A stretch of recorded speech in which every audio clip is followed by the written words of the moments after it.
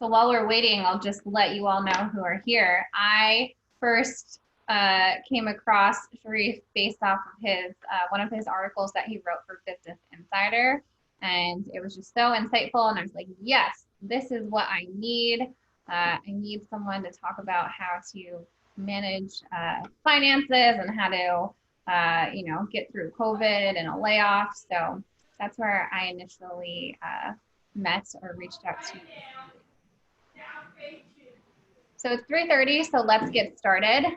Sharif, thank you so much for being here again with us. We're excited to have you here.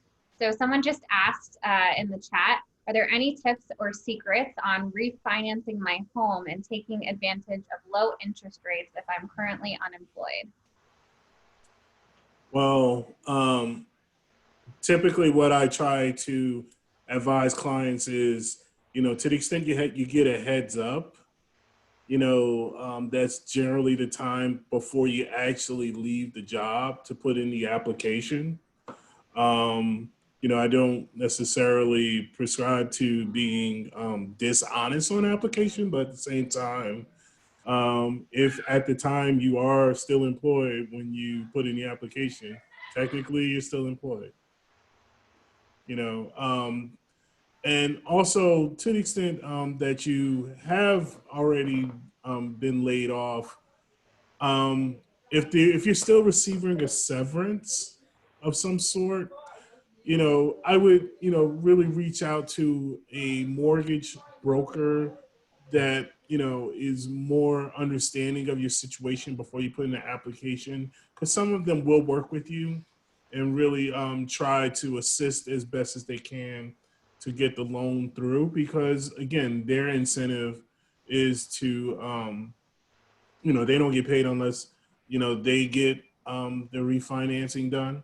And there's definitely great opportunities to, see lower rates, but, you also have to be careful about, things like cash out refinancing or making sure that the balance of the loan stays below, I believe, the amount of 750,000 to ensure that the interest remains tax deductible.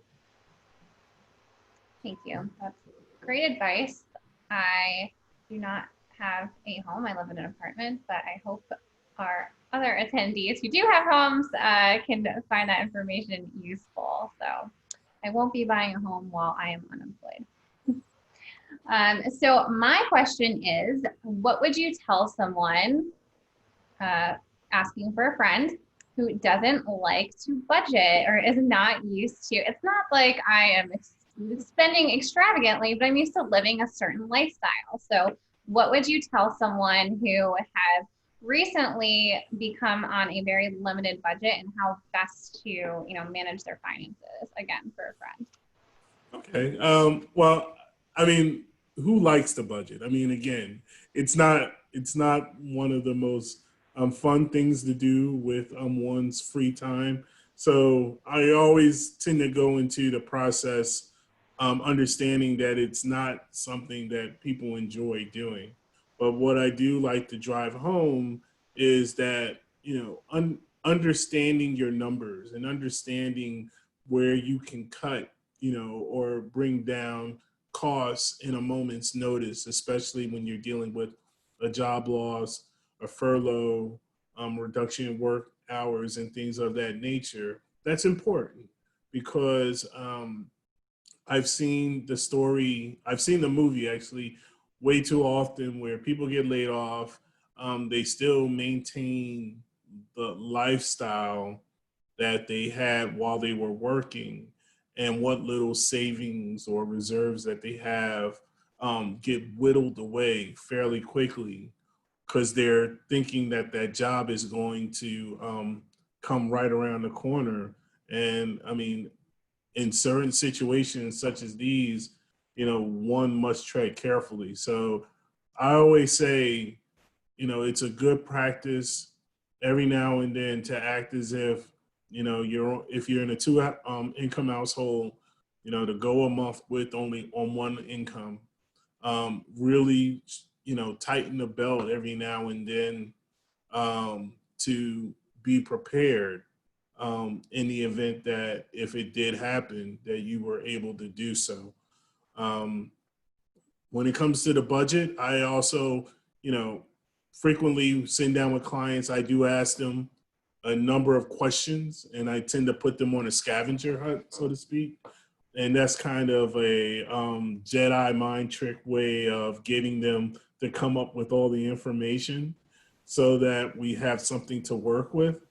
So, there's definitely ways that I try to make it non-painful for clients, but it's definitely a necessary process because it's very important to know where the numbers are, where they're coming from. And like I said, if we have to make executive decisions to cut, we're in a good position from an informational standpoint to do so. That's great. And someone's asking, what about for a one-person household or one-income household? Well, in a one income household, I mean, and again, I don't have illusions of thinking that people are living a high life. I understand people, are making, doing their best to make it from day to day. But I do, try to, tell people, and this is the quote that I generally use. Every now and then you need to go through a dress rehearsal because you never know when that practice run is going to be a live event.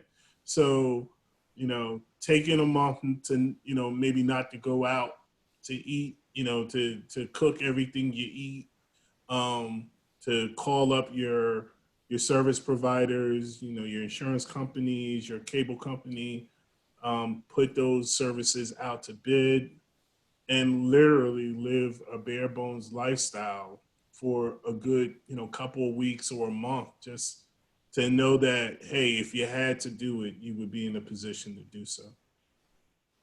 Yeah, I think that's a really great idea. Because you never know. I mean, we didn't expect this to all happen, and we're hoping that it doesn't happen again. But I think, especially as planners, it never hurts to be extra prepared and to go into a situation with a plan. So yeah, that's helpful. Thank you.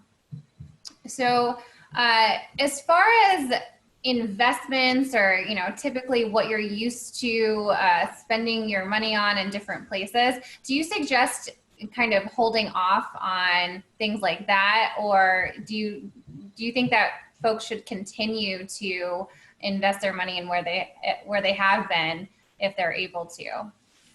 Is this in the event of a job loss or a reduction in income?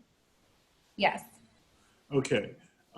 Typically, what I recommend for clients is shifting the focus from we're really looking to conserve cash at that point. Now, there's different scenarios, right? Like, so if you have an emergency fund in place, then yes, maybe you can continue to invest maybe at a lower amount as your budget dictates.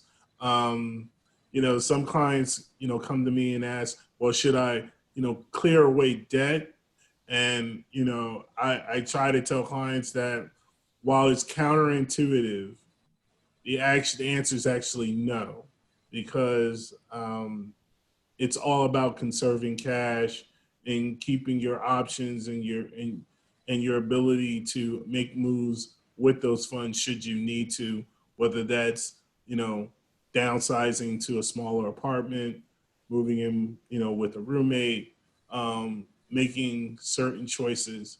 You need that liquid cash to be able to do that. Yeah, that is very true. Well, guys, we are short on time once again, but just feel free to let me know if you have any other questions and I can chat with Sharif. And you can also connect with him on LinkedIn or head over to his blog at njcpa.com. And thank you, Sharif, so much. Actually, that's NJCPA blog. Oh, sorry, njcpablog.com. Okay. So I'll make sure that you have all the information to connect with Sharif, and just feel free to shoot me any questions after this. So thanks, Sharif, for being here. Have an excellent vacation. You're coming up to my neck of the woods in Massachusetts. So hope you have a great time. Okay. Thank you so much. Thanks. Bye-bye. All right. Bye-bye.